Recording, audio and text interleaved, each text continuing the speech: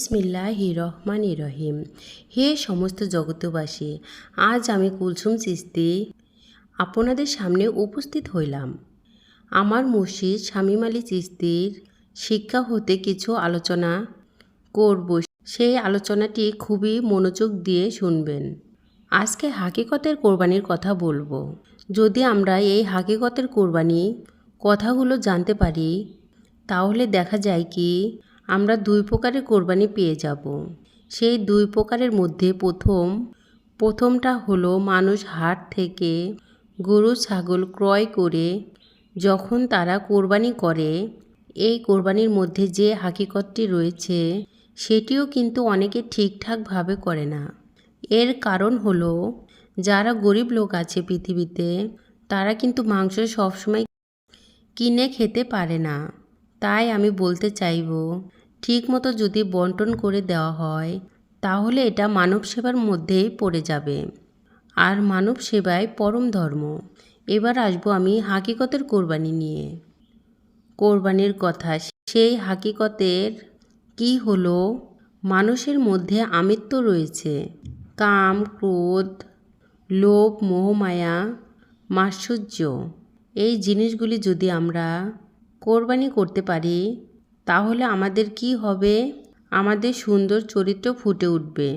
আমাদের আধ্যাত্মিক ও রুহানি জগৎ এই কোরবানির কথা কি বলে, যে আমাদের মধ্যে যে আমিত্ব আছে, এটা খাবো ওটা করব, আমরা কুদৃষ্টি করি, মানুষের ক্ষতি করি, মানুষের সম্পদ লুটে পুটে খাই, এগুলা মানুষের মনে কোথা থেকে জাগে? সেই 6 রিপু থেকে জাগে। এই 6টা রিপুর মধ্যে 18,000 প্রকারের পশু লুকিয়ে আছে। যদি এই 18,000 প্রকারের পশুকে আমরা ভিতরগত কোরবানি নাও করতে না পারি, তাহলে এর মধ্যে বড় বড় পশু, যেমন মানুষের মধ্যে বাঘের স্বভাব আছে, বাঘ যেমন অন্যান্য পশুকে ছিঁড়ে বিড়ে খায়, তাহলে তার মধ্যে বাঘের একটা থাপার পাওয়ার আছে। সেই পাওয়ারটা আমাদের মধ্যে ল্যান্স করে দিতে হবে। এবং আমার মধ্যে যে ইঁদুরের স্বভাব আছে, এই লোকের কথা সেই লোককে বলি, সেই লোকের কথা সেই লোককে বলি, তাহলে এটা কি কুটনামি স্বভাব বলা হয়? আর এটা কি ইঁদুর দিয়ে বোঝানো হলো? ইঁদুর এই ঘরের কাপড় কেটে ওই ঘরে নেয়, ওই ঘরের কাপড় কেটে ওই ঘরে নেয়। এরকম স্বভাবের যেই মানুষগুলো আছে, তার ভিতরে ইঁদুর নামের যে পশুটা, এটাকে কোরবান করতে হবে। তবেই বলা হয়েছে এটাই কোরবানি। এটাই হলো একমাত্র আল্লাহ যে বলেছেন সেই কোরবানি। বলেছে ভিতরের পশু কোরবান করো, একজন মানুষের মধ্যে খারাপ লক্ষণগুলোকে ত্যাগ করো, এবং ত্যাগ করাই হলো কোরবানি। হে সমস্ত জগতবাসী, আমার কথাগুলো কি আপনারা বুঝতে পেরেছেন? যদি বুঝতে পেরে থাকেন তাহলে আল্লাহর কাছে লাখো কোটি শুকরিয়া যে আপনারা বুঝতে পেরেছেন আসল কুরবানি কি।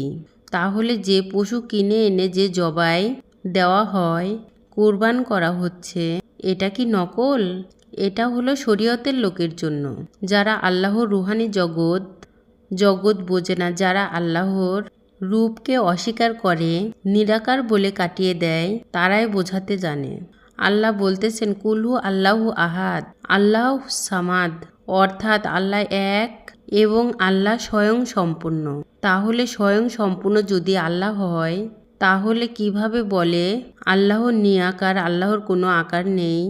তাহলে যারা আল্লাহ আকারহীন বলছে, তারাই কিন্তু আল্লাহর একটি কথা অস্বীকার করছে। আল্লাহ বলেছেন হুজ সামাদ, আমি স্বয়ং সম্পূর্ণ, আমার কোনো কিছুর অভাব নেই। আর পাবলিক কি বলতেছে? আল্লাহর আকার নেই। মৃত্যুর পরে যখন আল্লাহ জিজ্ঞাসা করবে, তোমরা আমাকে আকার নেই বলেছিলে কেন? কি করে দিবে তোমরা জবাব?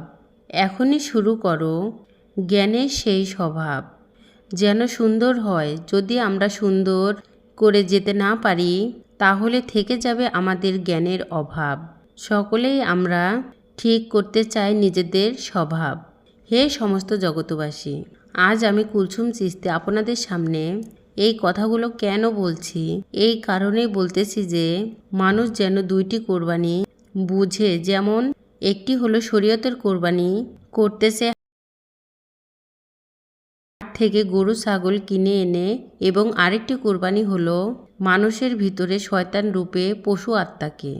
হে সমস্ত জগতবাসী, যদি আপনারা মনে করেন আজকের এই কথাগুলো ভালো লেগেছে, অবশ্যই আমাদের এই আলোচনা পেতে আমাদের এই চ্যানেলটিকে সাবস্ক্রাইব করে আপনাদের পাশে আমাকে রেখে দিবেন।